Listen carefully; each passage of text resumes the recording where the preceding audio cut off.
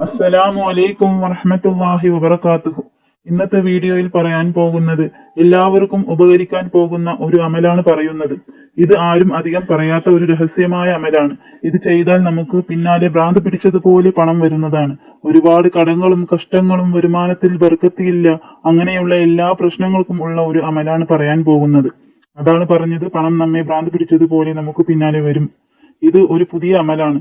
ഇൻഷാ അള്ളാ ഈ വീഡിയോ കണ്ടതിന് ശേഷം സുബഹിക്ക് ഈ പറയുന്ന ഖുർആനിന്റെ ആയത്ത് 33 വട്ടം മാത്രം ഓതിയാൽ അൽഹംദുലില്ലാ വെറും 3 ദിവസത്തിന്റെ ഉള്ളിൽ നമ്മുടെ ജീവിതത്തിൽ മാറ്റങ്ങൾ ഉണ്ടാകും.